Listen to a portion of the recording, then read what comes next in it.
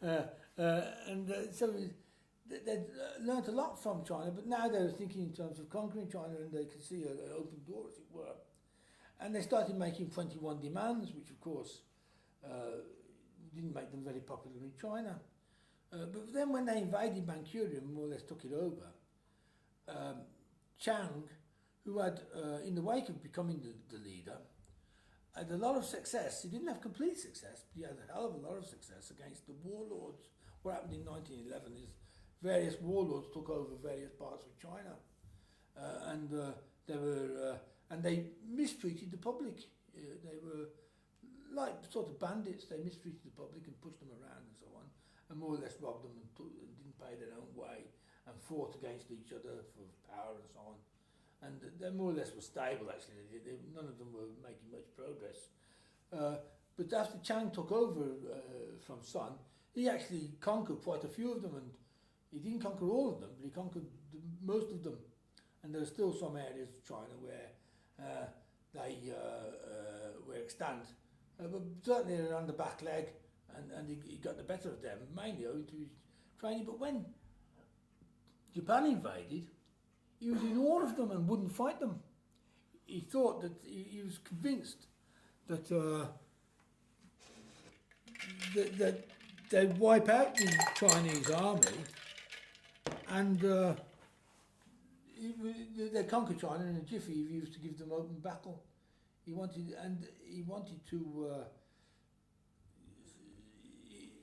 to refrain from fighting, and even give orders for people to retreat even after they'd been attacked. He says, "For heaven's sake, retreat."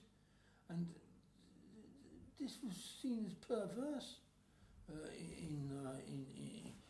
by many people in the Kuomintang, in his own nationalist army, which was the army and the organisation that Sun set up.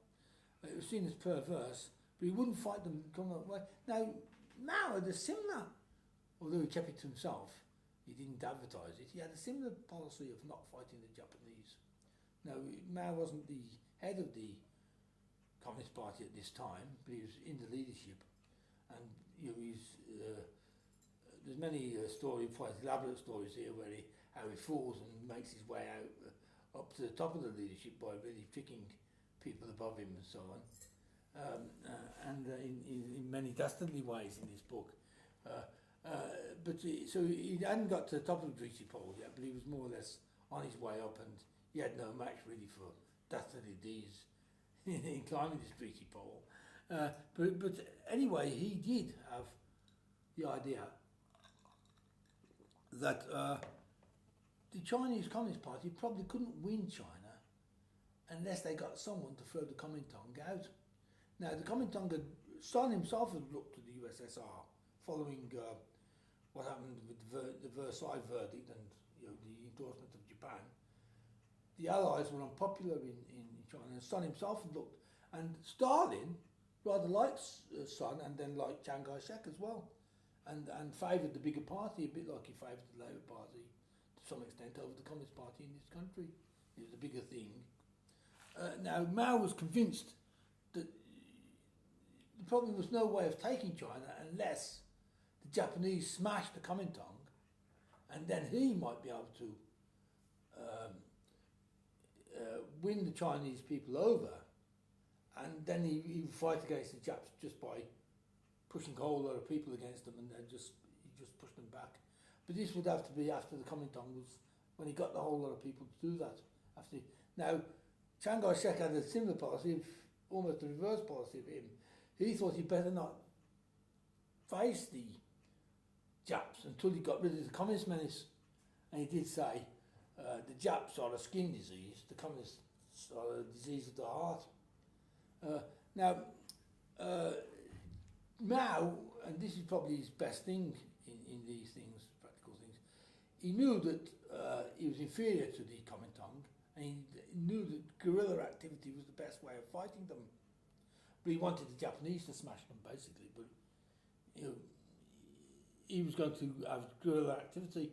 Now, the Russians sent in a man called Otto Baum, who said, who advised them to have pitched battles with the Kuomintang, with the nationalists. And Zhou Enlai was the leader. and rather than Mao. He was still ahead of Mao in this stage, and he overruled Mao, and the guerrilla fighting went out, and they did have pitched battles, and the Kuomintangs wiped the floor with them, and so Otto Baum kept on advising them to keep fighting, fight a bit harder and so on, but they're just losing, and eventually Zhou Enlai said, well, Mao's right. And that was Mao, more or less, that was Mao getting to the top of the greasy pole. You know, Zhou Enlai more or less resigned in favour of Mao. Mao was the top man rather than Zhou Enlai, the Moscow trained man.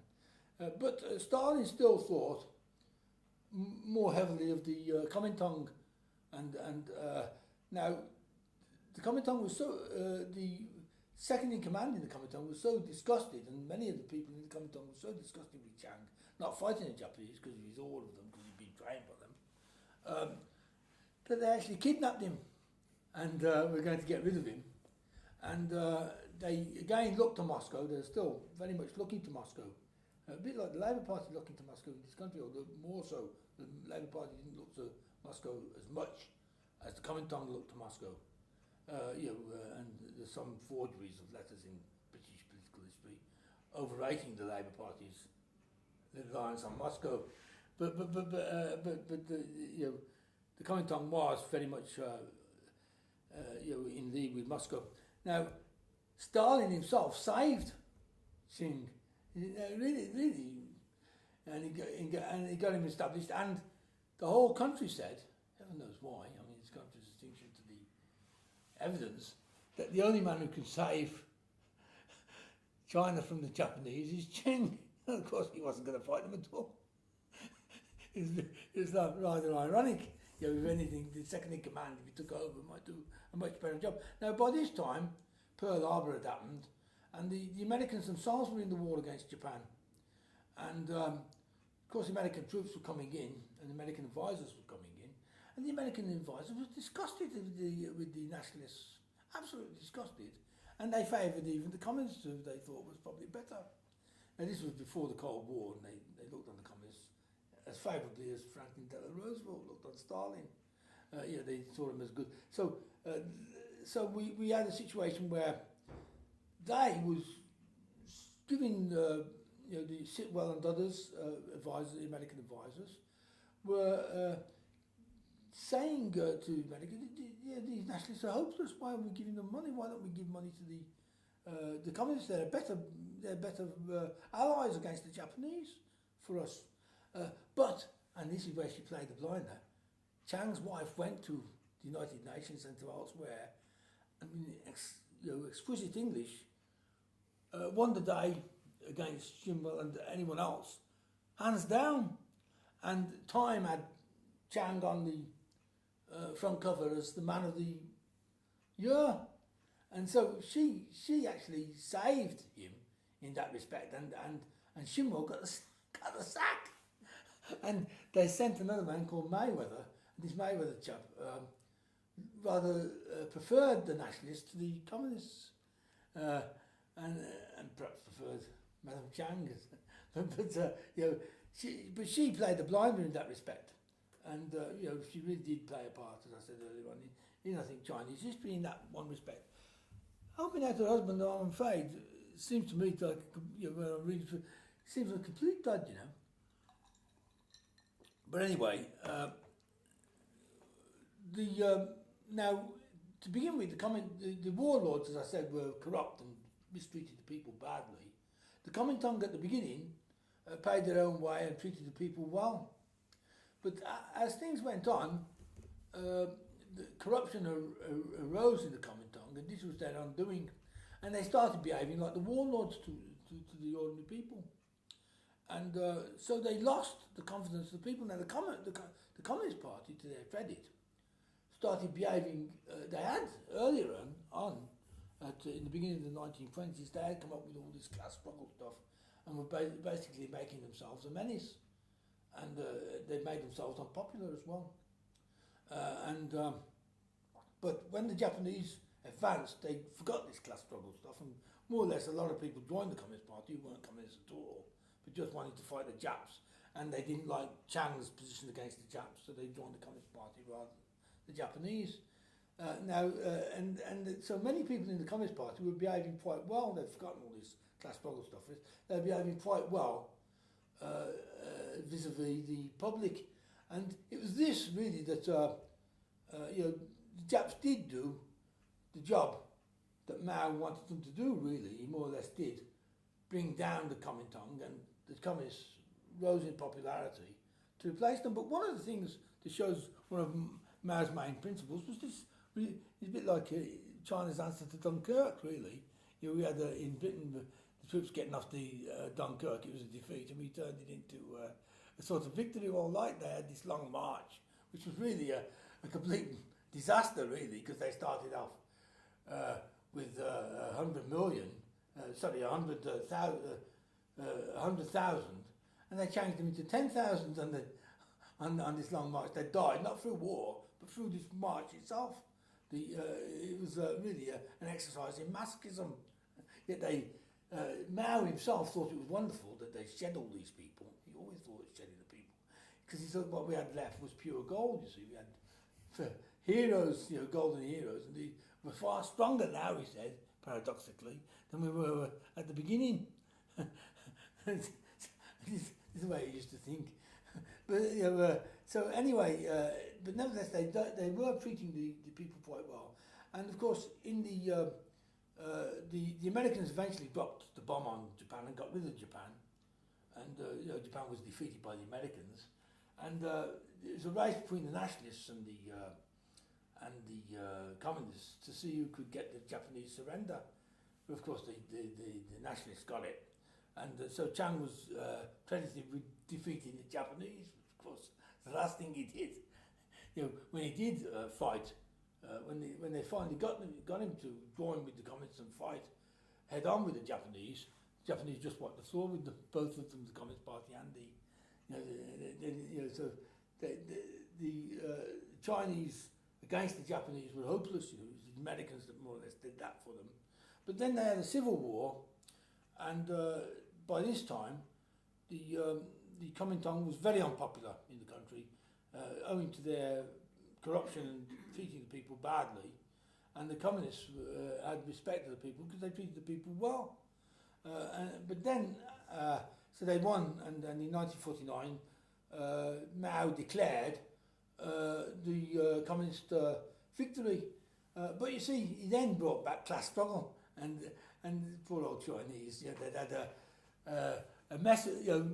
They were humiliated under the old Qing dynasty. They was treated badly by the warlords.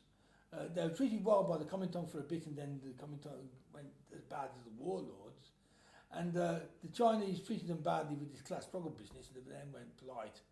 But then as soon as they took over in 1949, they went almost not right away, but after a while, they soon became as bad as the other two, and started, except in a different way, in their own sort of way, started treating people badly. So the first thing that Mao did was proclaim, let 1,000 flowers bloom. And what was this? This was an exercise in criticism. But as I said earlier on, whenever Mao opened up for criticism, people started criticising him, which of course he hated like the very devil. It's the last thing he expected. So he after a few months of this 1,000 flowers blooming, he declared that all of the critics were righteous, and that righteous were the devil, they ought to be killed or put in their place. So all these righteous were arrested.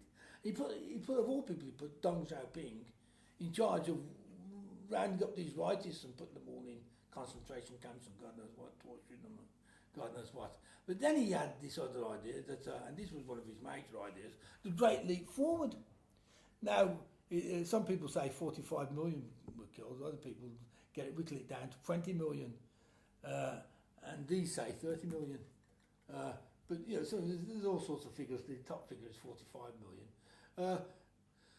The biggest figure the whole figure for both this and the Cultural Revolution that followed it were 90 million, which was Geoffrey Parker in the Times History of the World.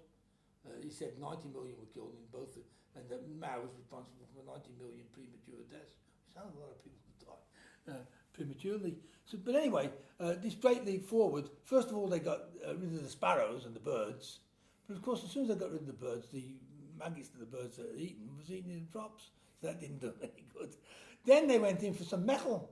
He said Mao went to Russia and he said to Khrushchev, "I can outpace Britain in 15 years, and I can become the world's biggest metal producer."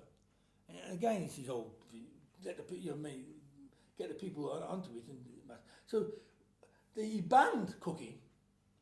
Everyone had to eat at canteens. All the pots and pans in your house, all of that went. It's a bit like we had the thing, Winston Churchill had the railings in London, carted off as part of the war effort, but of course he didn't do anything with it. He dumped them somewhere outside in the countryside, and he didn't do it he only did it to the railings in London, he didn't. But Mao did it to all the pots and pans in every household, all went into forging metal. And of course, this metal was made very primitively, and they did get the metal production up, but it was absolutely hopeless. They turned steel into not very good iron. That's right, yes. Yes, absolutely hopeless. And of course, instead of the ordinary peasants doing their work and bringing the food up, they were 24 hours a day making steel. And this, of course, caused the famine. And then there was the other thing that caused the famine, where they got people to boast against each other of how to get the crops up. And people keep boasting, you say, well, I can get out 50 trains. Well, the next chap would say, well, I can get out 100 trains. Next chap would say, I can get 150 trains. 200 trains, like a bidding. And all these bidding was unreal. But of course, no one would admit that it was unreal. And of course, then the Mao wanted to pay off what he borrowed from the Russians. So he collected all the food as a means of paying it back to the Russians. But of course, he left the people starving. They had no food, so this is how they starved. And what happened is a lot of this food wasn't paid back to the Russians. It rotted in bloody warehouses. And so, so this was a terrible thing. And of course, this was just in the wake of the rightist campaign, the anti-rightist campaign. So anyone who criticised was called a rightist, and they were clobbered and so on. So they couldn't criticise this, and it was just a dreadful thing. Eventually, the pragmatists like Deng and China and so on, more or less, gradually got Mao to see the errors of his ways and actually demoted him a bit, and he went into the wilderness for a bit. But of course he didn't like this, he didn't like being demoted and so on. But they decided to flatter him and still call him chairman and so on, and still say he's a great man, and they didn't take any, whilst they run the economy. And actually China recovered a bit, and of course throughout all this thing they had the commercial sector and so on. There's no question like in Russia, where they made a complete black market. No, the market throughout from 1945 onwards remained legal in China. And they had the commercial sectors and so on. In other words, it was basically, Marxists would say it was capitalist, and there's no doubt about it. Although they had limits on the stock exchange and so on. There were certain capitalist institutions that they did have a downer on, but it wasn't as bad as the Russians who actually. It's like the Russians before NEP actually tried to outlaw the market, which was ridiculous. And of course, NEP was painting the black market white, acknowledging that part of the market was in fact there. But so what happened is that Mao decided to get revenge on these pragmatists, Zhou Enlai and Deng Xiaoping and other leaders, by launching a cultural revolution to get rid of the party, because the party had demoted him. So he was going to now have the Red Guards against the party. And so this meant that the children criticised the teachers in school, and then eventually ordinary people started criticising the party, and it meant that party workers had to be, they struggled against them. Now, they took this struggle business, in Marxism, struggle is sort of classes having opposing interests, and you might not notice it, but there is a clash of interests and so on. Whereas the Chinese had struggle of, hitting people. If I'm going to struggle against Judith, it means I'll give Judith a good punching, that's my, and so they hit these, it was children hitting the school teachers, and hitting the party members and demoting the party members and putting dunces caps on their heads and so on. And the officials were now really treated badly, and they had black eyes and God knows what, and all but killed, day after day after day. And eventually, Mao was able to sack the Zhou Enlai and one or two others, but he didn't. He kept not Zhou Enlai, the Deng Xiaoping and one or two others. He kept Zhou Enlai on as prime minister because Zhou Enlai had become a complete yes man for Mao, and he didn't mind that. He liked yes men. so basically, they do rate that about 40 million. Parker says 40 million for the Great Leap Forward, and another 50 million for the Cultural Revolution, premature deaths, killing all these people just to get rid of a few at the top. And they do, they go through it in great detail. And of course, this continued. Now he did build up. There was this man called Ling Pao, because the one man that criticised him in the Great Leap Forward was the old head of the army who had fought the Korean War, which, by the by, Mao pushed in. It's a bit like the Tet Offensive. He pushed in people target practice, but there's so many of the wretched things that even the USA shooting them still can't shoot. They're still coming at you. And so, actually, China, a primitive country like China, did actually push back the mighty United States and the United Nations. They actually pushed them back down into South Korea by sheer weight of numbers. And so it sort of worked that way. I mean, it cost them a lot of. But the hero of that criticised it and exposed Mao on his Great Leap Forward. And so Mao sacked him, of course, and replaced him with this Ling Biao. And this Ling Biao compiled the little red book that I talked about earlier. And in a way, the Cultural Revolution was sort of Ling Biao's sort of idea. And he was second in command. He was going to take over from Mao, but he was pretty impatient. And instead of just, he was a much younger man than Mao, instead of waiting for Mao to die, he actually plotted against Mao. And this plot was found out, so he tried to escape in an airplane. He got thrashed, the airplane crashed and he was dead. But they found out about the plot, and Mao said, Lin Piao, who's my number 2, was in fact a traitor. Now that actually was, Lin Piao was so firmly established, probably even more firmly established than Mao in many men's minds, that this more or less undone Mao's authority. By shooting down Lin Piao, he shut down his own authority. And but he still had a great deal of authority, but not as much as before Lin Piao's death. And so in his final few years, when his health was failing, coming up to 76 when he died, he was losing prestige. But he still had the Gang of Four, his wife and 3 others. Now they were hated, and they hated Zhou Enlai, who's Mao's yes man, and they were going to get rid of Zhou Enlai, but what happened is Mao died, and Zhou Enlai died shortly before, and at Zhou Enlai's funeral, he was so loved by the Chinese, because he tried to do his best to constrain all this sort of thing, that they actually expressed their hatred for the Gang of Four. And as soon as Mao died, the Gang of Four more or less had it, and they were sprung up. And then Mao had a person who replaced him, more or less aping Mao's things, but he didn't last 5 minutes, and Deng replaced him and became the new leader of China. And China then went on to a pragmatist road, which was a capitalist road, and since then it's done quite well economically, as we know, we've come on leaps and bounds. But that was Mao. He killed 90 million, but these say 70 million, so perhaps it's 70 million. Or some people say as low as 40 million. It wasn't very jolly for those who didn't quite manage to die, who no. had a very rough and poor life. Well, they had 3 groups. The Reds, who were the Red Guards, or the favoured, who were generally peasants. The Greys, who were people in a sort of purgatory, who were basically Communist Party officials. And then the Blacks, who were the Communist Party officials who they condemned.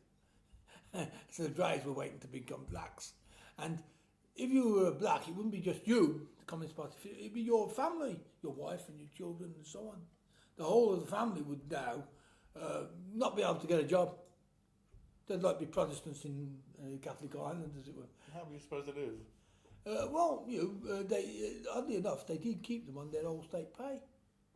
They didn't. Oddly enough, they kept them on rations, and they kept them. They just didn't get a job. They lost prestige, so they kept their salary. I mean, throughout the time that they were persecuting these people, they were still on their old top pay that they'd had before they were disgraced.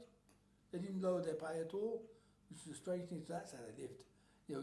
I mean, of course, because of the inefficiency of the economy, they get their top pay, of course, was buying less. But that wasn't. Well, that was the party's fault, but in a sense, it wasn't the party's fault. If you see what I mean, it wasn't the party's intention. It was the party's fault, but not their intention. So they lived as well as they would have done. Well, not as well as they would have done when the economy was doing better, but they had the same sort of pay as before. So that's how they lived. So that was all right. That was in that respect. But they're getting beaten up. But I know I've read about it in the countryside. The idea was there had to be class war, whether or not there were two antagonistic classes. There just had to be class war. Therefore, if you didn't like someone who had a slightly bigger farm than you or better equipment or something, you'd accuse him of being an exploiter, a kulak. They're the zero something. If I was better off than you, it's my fault that you're poor. Which is sadly common sense in some of the English colleges today, which is shocking, really. But this is the theory of imperialism. So you're saying that during all the 5-year plans, which they no doubt had and other things, that they had private companies, or do they had sort of they had individual firms, but they were cooperatives or collectives or something. But they had prices. They had prices, and people could go in for business in there. They couldn't become very big, but they went in. Plumbers would be more or less self-employed, that sort of thing. And the old Kuomintang, the old supporters of the old thing, while they'd be frowned upon, they'd never be allowed to do their stuff in the economy. They didn't get rid. They never had anything like Russia had before NEP. If you like, they started with NEP. In other words, they tolerated the capital, and they weren't anti-capitalist at all. In that, I mean, they probably were. They're puritanicals, a bit like the Labour Party in this country. It's never really been anti-capitalist. It hasn't been pro-capitalist either. But the Labour Party in this country is willing to tolerate the price system and so on, but it wants to do a lot with it. It wants to redistribute and so on. Also, imagine that they had state ownership, as it were. Oh yes. Yeah, so the state railways, state this, state that, state the other. Yeah. Oh yeah, nationalisation. Yeah, which is socialism. You see. So, and I suppose you could say it's the only thing that socialism amounts to anyway. But you still have wage, labour, and capital. It is practicable. Yes. Yeah, it's not an improvement, but it can be done. Yes, well, and people do imagine, you get the Polytoynbeats of this world, who do imagine it's more efficient. And I mean, no end of people. I mean, Corbyn, but not only Corbyn, many people in the country think that nationalised railway is far better than what we got now. And we know that this privatisation is kind of like not a proper privatisation anyway. It is it is kind of like the state using the market. Playing at it. Yeah, well, it's state capitalism, isn't it, basically? I mean, well, they get people like Branson, who's an entrepreneur, and they sell him a contract, don't they, for the part of the railways, Virgin Railways. But people have this naive view that the costs of manufacture, which is the same for everybody, that there's the best way of making it. There's the mere physics and engineering tells us the best methods, the best materials. So so it'll be the same cost whatever you do, unless you make something badly, which they don't usually accuse the market. Sometimes they do. They make it badly, or they make it too good, or too many, or something, anyway. So the idea is that there's that cost, but then they add on a markup to make a profit, you see? Yes, that's right. That's why it's no more efficient and more expensive. So, it's just obvious. It's not true, it's just obvious. And profit is still now, isn't it, a dirty word? Yes. What? Obscene profits, usually. Or excessive profits. Yes. Really, any profit is not good. And not-for-profit is, that's a good organisation. It may be more costly. We have a not-for-profit. It may be more costly, It's not for profit. But if it's not making a profit, Then no it's one's good. being robbed. Yeah, that's right. It's good. Yeah, absurd. Yeah. Nonsense. I don't know. Yes, the Great March was a The great Long March, yeah. long march. It's like a Dunkirk. It was a very long retreat. It wasn't a march to get in a handy position to advance. No. Well, they have a thesis, unusual, it's part of their unknown story, where they think Chang planned the Long March, and it was Kuomintang that planned it. Well, certainly, And it was in